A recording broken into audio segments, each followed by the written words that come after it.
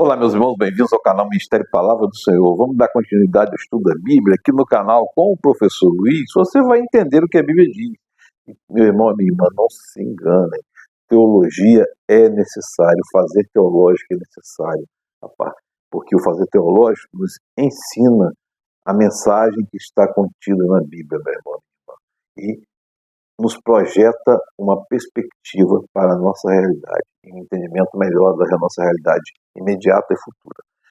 Bom, hoje nós vamos dar continuidade ao estudo da Bíblia, o Evangelho de Jesus Cristo, segundo Lucas, capítulos 13 até o capítulo 18. São capítulos de ensinamentos por parábolas, de advertências, né? O capítulo 13 vai falar sobre arrependimento e morte. Naquela ocasião, alguns dos que estavam presentes contaram a Jesus que Pilatos misturara o sangue de alguns galileus com o sacrifício deles. Interessante aqui que não há referência ao episódio em nenhuma outra parte, mas tentando mandar matar pessoas, né, enquanto ofereciam sacrifício no templo, era uma prática do tempo de Pilatos, era a reputação de Pilatos, né? Vocês pensam que esses galileus eram mais pecadores do que os outros por terem sofrido dessa maneira? Está falando então estão vendo aqui que era sacrifício mesmo. Os galileus foram sacrificados. Eu digo que não, mas se não se arrependerem, todos vocês também perecerão. Ou vocês pensam que aqueles 18 que morreram quando caiu sobre eles a torre de Siloé eram mais culpados que todos os outros habitantes de Jerusalém? Meu irmão, minha irmã, aqui é preciso entender uma coisa. O sofrimento aqui, Jesus está separando aqui, o sofrimento nosso aqui não tem a ver com bênçãos ou com maldições. Não tem a ver. E nem se pode condenar ninguém por um olhar religioso, porque o Evangelho é para salvação, não para condenação. Quando for pregar, pregue a Cristo, não pregue o Cristo. Porque se você não pregar de forma correta, não falar de forma correta, você pode estar condenando uma pessoa ou induzindo uma pessoa ao erro. Jesus está dizendo aqui, não olhem esses que sofreram ou que foi condenado ao sofrimento com o olhar como pecado, como uma transgressão muito grave, meu irmão, minha irmã. Não se trata disso aqui.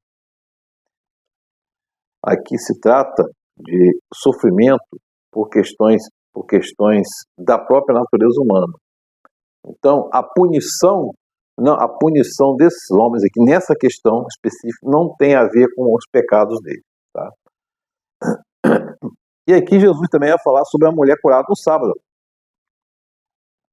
E outra vez a questão do sábado, né? A questão da religiosidade do sábado.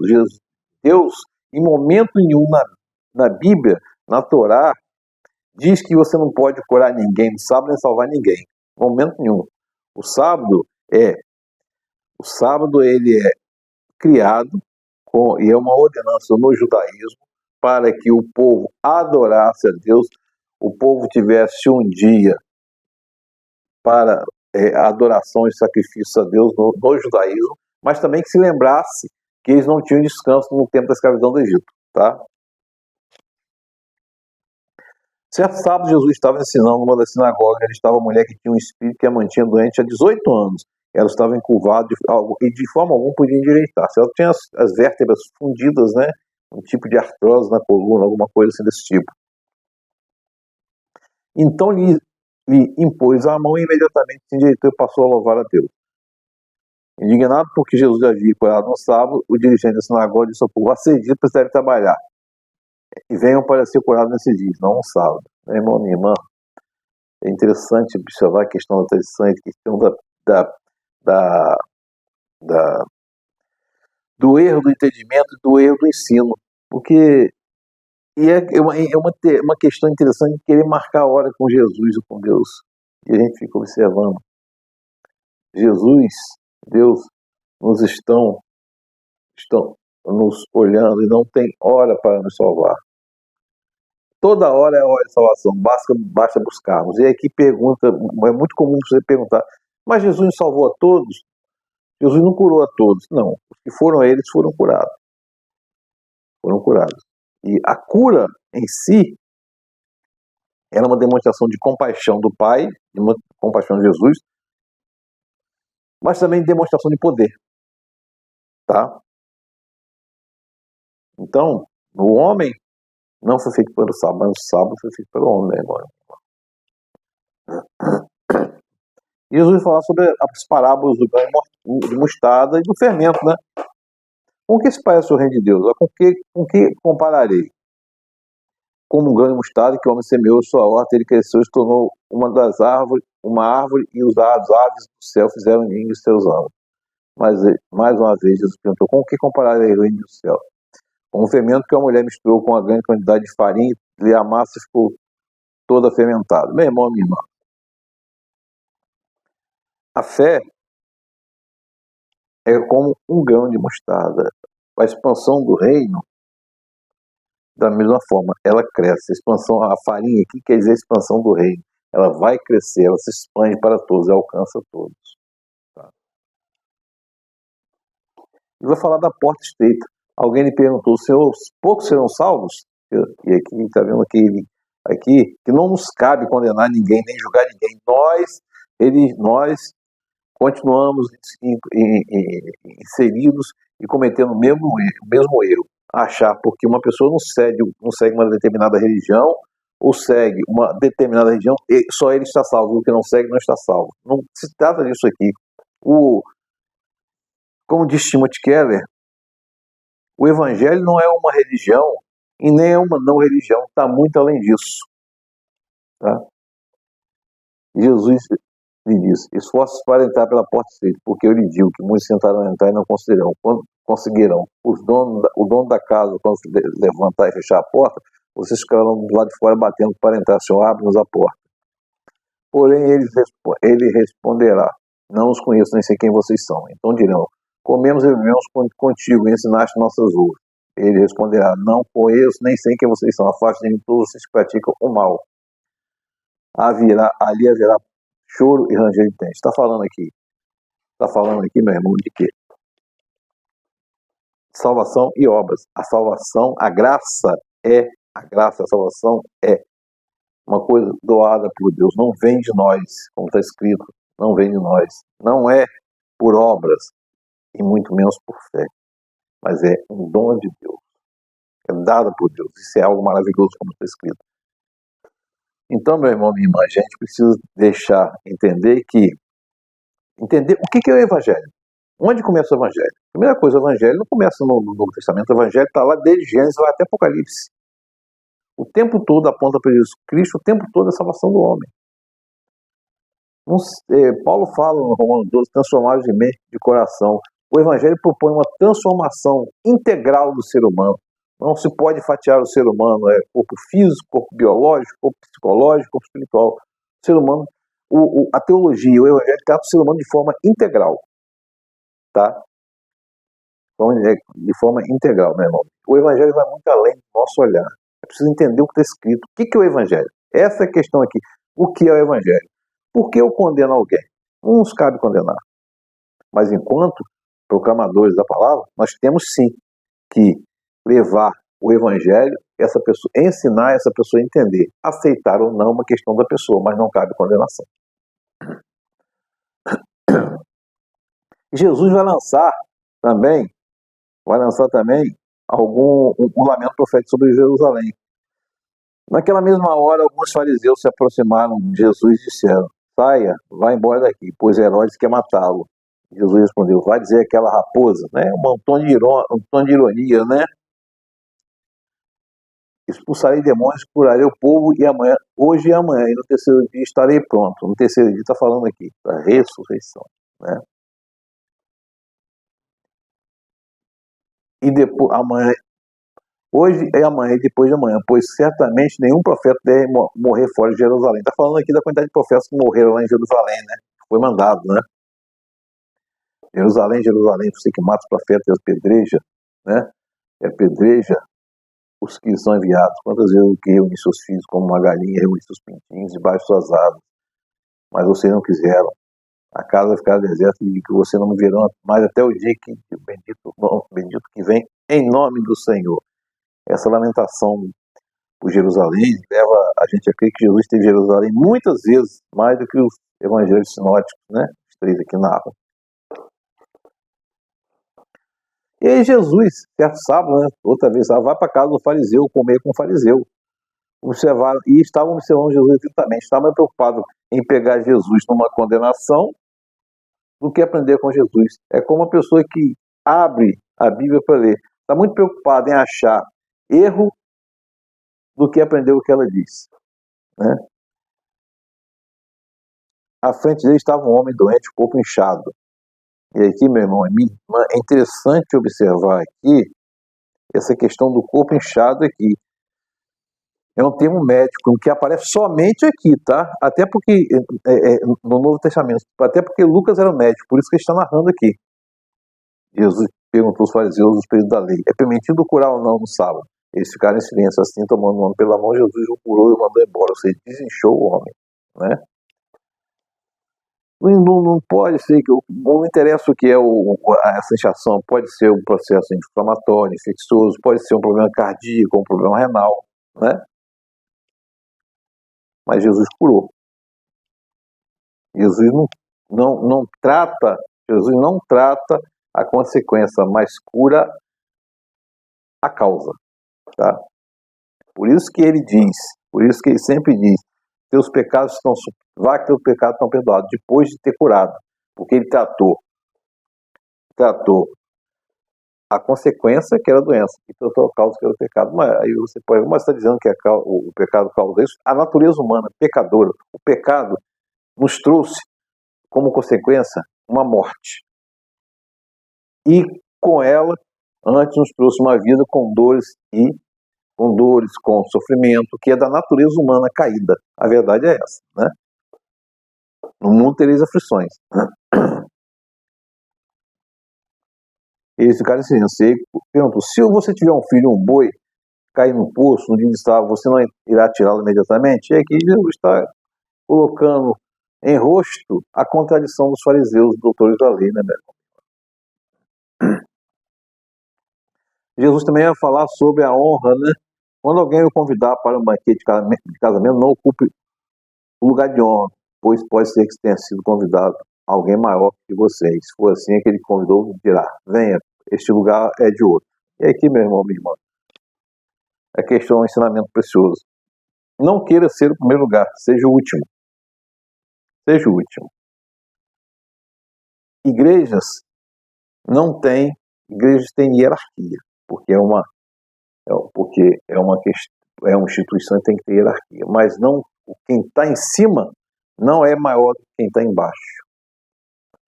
Todos devemos estar sempre no último lugar, porque o primeiro lugar é sempre de Jesus. Eu falar sobre a parábola do grande banquete, né? Feliz aquele que homem comendo o banquete do reino de Deus. Certo homem tinha preparado um grande banquete, convidou muitas pessoas. Na hora começaram a dar desculpas, né? Enviou seus servos para dizer aos convidados: vem, tudo está pronto. O que Jesus está querendo dizer aqui? Que o servo era Jesus, preparou o banquete, mas muitos não aceitaram, não quiseram, né, irmão? Então o dono da casa virou-se e ordenou ao seu servo: vá rapidamente para as ruas, becos da cidade, traga os pobres, aleijados, cegos e humanos. Está dizendo aqui o quê? Que muitos que falam Senhor, Senhor, não estarão no banquete.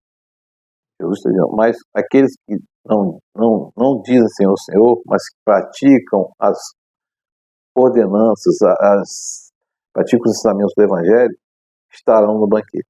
Precisa ter cuidado. Religiosidade não salva ninguém. O que salva é o nosso coração. O que salva é Deus Jesus Cristo, é um coração rendido ao Senhor. Precisa entender o que é o Evangelho, meu irmão. É preciso entender, por exemplo, o que é o jejum. O jejum não é para mover Deus, nem emocionar Deus. O jejum é para nos colocar na dependência do Senhor, para nos melhorarmos como ser humano. E outra vez a gente volta lá em Romanos 12. Não vos amoldeis o sistema desse mundo. Não se pode mudar a cultura de um povo, mas pode mudar o homem da cultura. Tá? Vai falar da ovelha perdida, né? Publicanos, pecadores estavam se reunindo para ouvir. Mas os fariseus, os mestres, o criticavam, né? Jesus contou a parábola: qual de vocês, por ser sem ovelhas, perdendo uma, não irá deixá-la? Não irá deixar as 99 no campo e vai atrás da perdida. Ou seja, meu irmão, está dizendo aqui o seguinte: não condene aquele que está perdido, vai tentar salvar. Da mesma forma, fala da moeda perdida, né? Fala do filho aqui, interessante, que é muito pregado, dessa parábola do filho aqui perdido, né?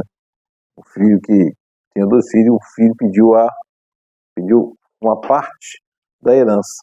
E foi, e torrou, gastou tudo lá, né? E houve uma grande fome na região lá, e ele foi comer com os porcos.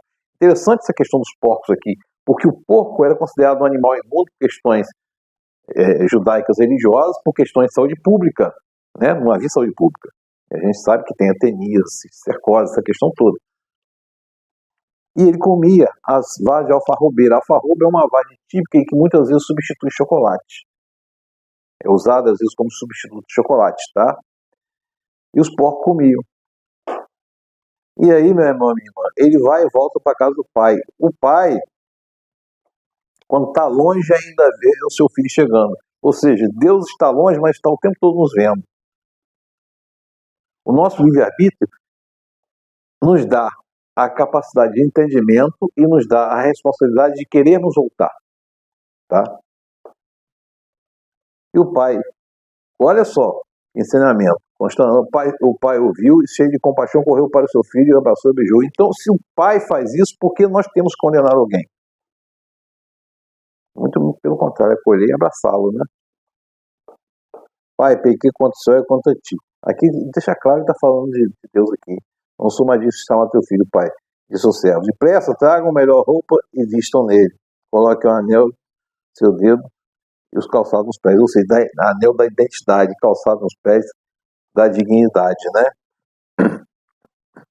E vamos fazer uma festa porque meu filho estava morto e voltou à vida. Longe de Jesus Cristo, longe de Deus, é um tipo de morte. Tá? Vai falar ainda no capítulo 16 sobre a parábola do administrador astuto. Jesus disse ao administrador, você tem ouvido falar que você está desperdiçando meus bens. E chamou e perguntou: o que é isso que estou ouvindo a seu respeito? Preste conta da sua administração, porque você não poderá continuar sendo administrador. O administrador, então, vai e fala, pensa: eu não sei cavar e tenho vergonha de ligar. Então, já vou fazer o que tem quando perder o emprego. Vou a casa das pessoas que devem ao meu senhor. Chamou cada um dos devedores e perguntou para ele: quanto você deve ao senhor? 100 potes de azeite. Ele respondeu ele. O administrador toma sua conta, senta depressa, escreve 50. A seguir perguntou: quanto você deve? 100 tonéis de trigo. Respondeu: tome sua conta, escreve 80. O senhor elogiou o administrador desonesto porque agiu justamente, pois os filhos deste mundo são mais astutos no trato entre si do que os filhos da luz. E aí, meu irmão, estão aqui, é um problema muito sério, porque muitos acham que ter propriedade, ter riqueza, os torna mais astutos, os torna mais sabios. Na verdade, Jesus fala: não defraudais a ninguém. O que está fazendo aqui é defraudar o dono, né? Está falando: quem é fiel no pouco também é fiel no muito. Quem é desonesto no pouco também é desonesto no muito. Está falando da questão do coração aqui. Em qualquer momento, não troque seu coração, sua honra, sua dignidade por nada. Pense que você não pode ser pedra do seu peso. Pense no ensinamento de Jesus Cristo. Né? E aqui Jesus vai falar a famosa parábola do rico e Lázaro. Diante do portão foi deixado o mendigo Lázaro, coberto de chagas, ensinava. Ele ansiava por comer a migalha caía da mesa do rico. E aí os cães vinham lamber suas feridas, né? Até que chegou um dia, o mendigo morreu, os anjos o levaram para junto de Abraão. Por que está falando junto de Abraão? Porque é um caso, é judeu, né? E os ricos também morreu e foi sepultado no Hades. Onde estava no Hades, aqui fala de Hades, a sepultura, mas está falando aqui em relação à escuridão, à condenação, né? Onde estavam atormentados. E a própria escuridão, a ausência de Deus e a ausência de Jesus Cristo é escuridão, é inferno, é tormento. E ele olhou para cima e viu Abraão de longe com Lázaro do seu lado. Chamou: pai Abraão, tem misericórdia, manda que Lázaro molhe a ponta da água e refresque a minha língua. Mande. Olha só. Ele está ordenando a Abraão que Lázaro trabalhe para ele, ou seja, ele não muda o comportamento. Ele não muda o comportamento, ele continua ordenando o quê? Ordenando a Lázaro, né, que o sirva. Paulo, na carta a Filemon, diz que no banco da igreja, tanto o escravo, naquela época, lógico, como o dono do escravo tem a mesma altura. Na mesa do Senhor, na comunhão, todos são do mesmo tamanho, né? Como está no ensinamento de Davi, quando coloca Mefibosete aleijado, sentado na mesma mesa. Daqui para cima, ninguém vê defeito de nada, né? Assim é o reino de Deus, não tem defeito. E outra coisa interessante, você vê aqui o rico e Lázaro. O rico não tem nome, mas Lázaro é nomeado Lázaro. Esse é outro ensinamento. No reino de Deus nós temos no Evangelho, nós temos identidade, temos nome, né? E aí, outra vez ele fala, aí Abraão responde: filho, lembre-se que durante sua vida você recebeu coisas boas, enquanto Lázaro soube receber as coisas mais. Agora, porém, está aqui consolando, e você está sofrendo. Por quê? Não porque Lázaro sofreu muito, mas que Lázaro tinha ações que condiziam e foi salvo. E aqui, não é porque ele era rico, mas porque ele não tinha um coração, né? E aí, outra vez, então, manda Lázaro ir ao meu pai. Olha só, ordenando outra vez a Abraão para que mandasse Lázaro ao pai. Ou seja, ele estava terceirizando a ordem ali, meu irmão. Preciso estar atento. Preciso estar atento. Uma coisa é que a gente tem que aprender que na oração a gente não deve dar ordem. Deus não é nosso servo, ao contrário. Quando a gente fala, nós aceitamos Jesus. Não, está errado. Nós não aceitamos Jesus. Jesus nos aceitou. E nos aceitou sem nenhuma explicação, como diz a canção. Tá? Aí eles falam assim, Abraão responde, eles têm Moisés profeta que os ouçam. Ou seja, tem Moisés profeta dizendo, ou seja, saia da religiosidade e aprenda o que está escrito na lei. Tem Moisés os profetas, os ensinamentos. Ele não aprendeu nada, né? E aí, capítulo 17 vai falar do pecado, da fé e o dever, né? É inevitável que aconteçam essas coisas que levem o povo a tropeçar, mas ai da pessoa por quem elas acontecem. Seria melhor lançado no mar com uma pedra de morrinha amarrado ao pescoço, do que levar um pequenino a pecar. Meu irmão e minha irmã, não podemos servir de pedra de tropeço. O que se ensina no púlpito deve ser corretíssimo, deve estar em consonância com a Bíblia, que é uma coisa muito grave. O que nós ensinamos aos irmãos, ou seja, em célula, ou seja, no relacionamento, é muito sério, muito grave. Você pode levar uma pessoa dessa a tropeçar, um entendimento errado. Jesus vai curar os 10 leprosos. A caminho de Jerusalém, Jesus passou entre a divisa de Samaria e Galileia. Ao entrar no povoado, 10 leprosos dirigiram-se a ele. E ficaram a certa distância e gritaram: Mestre, tem piedade de nós. Ao vê-lo disse: vão mostrar seu sacerdote. Enquanto iam, foram purificados. Eles foram por uma questão de fé, foram purificados. Mas um deles, quando viu que estava curado, voltou em alta voz, prostrou seus pés de Jesus e lhe agradeceu. Este era samaritano. Jesus perguntou: não foram purificados os 10? Onde estão os outros 9? Não achou nenhum que voltasse, desse louvor a Deus. Então, meu irmão, minha irmã,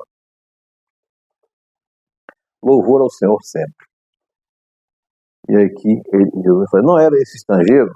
Às vezes, uma pessoa que não é cristã, que não é convertida, presta louvor a Deus e ora muito mais do que nós mesmos. Precisamos estar atentos, né? E no capítulo 18 vai falar da viúva persistente e vai contar uma parábola. Havia um juiz que não temia Deus, nem se portava com os homens. E havia uma viúva que se dirigia continuamente a ele suplicando: faz justiça contra o meu adversário. E por algum tempo recusou, mas finalmente disse mesmo: embora eu não tema a Deus, nem me importe com os homens, essa viúva está me aborrecendo. Meu irmão, minha irmã, insistência na oração. Insistência. Orem sem cessar. A parábola do publicano e fariseu também é a mesma coisa. Alguns confiavam em sua própria justiça e desprezavam outros. Jesus contou a parábola. 2 homens subiram ao templo para orar, o fariseu e o publicano. O outro fariseu em pé não orava nem. Deus, joga a Deus, porque não sou como os outros ladrões, corruptos, adultos. Jesus 2 vezes por semana E aqui ele fala todo um contexto religioso dele, mas o publicano ficou distante, nem ousava olhar para o Senhor e dizer, batendo no peito, tem misericórdia de mim, estou pecador. Exatamente. Depois o evangelho aqui, ele tira a nossa máscara e a gente tem que, como disse, eu ouvi dessa vez, jogar a toalha. O evangelho faz com que a gente joga a toalha, meu irmão. Arrependa, a gente é pecador o tempo todo, não tem ninguém mais santo nem melhor, nós somos pecadores, o tempo todo temos que estar pedindo perdão e nos arrependendo. Por isso é que o ensinamento está aqui na Bíblia. Nutrir paixão pela divindade, conhecer a palavra de Deus, o fazer teológico, por trás da mensagem, ter um entendimento. Jesus ainda repreende o povo, porque não estava deixando trazer as criancinhas, ele disse trazer as criancinhas, tocou nas crianças. Deixe vir as crianças, não as impeça, pois o reino de Deus pertence aos que são semelhantes a ela. Está falando aqui a respeito de pureza, tá? O coração manda. Em nome de Jesus vai outra vez prever a morte. Chamou os 12 à parte e disse, estamos subindo a Jerusalém. Tudo está escrito pelos profetas, servo do homem se cumprirá. Ele será entregue aos gentios, zombarão dele, insultarão e cuspirão nele, ou açoitarão, matarão. Seu dia ressuscitará. Os discípulos não entenderam nada daquele contexto lá, né? O significado dessas palavras, né, irmão? Mas Jesus sabia do que estava falando da morte e sua ressurreição. Depois é que os apóstolos foram entender isso. E aí, aproximados de Jericó, Jesus viu um homem cego sentado à beira do caminho pedindo esmola. Quando viu a multidão passando, ele perguntou o que estava acontecendo e disse, Jesus de Nazaré está passando. Esse, pois, a gritar, Jesus, filho de Davi, tem misericórdia de mim. Filho de Davi, por causa da descendência, né? E aí eu repreendi para ele ficasse quieto, mas ele gritava ainda mais, tem misericórdia de mim. Jesus parou e ordenou o homem que fosse trazido. Quando chegou, Jesus perguntou, o que você quer que eu faça? Senhor, eu quero ver, respondeu Jesus. Recupere a visão. A sua fé o curou, meu irmão, amigo.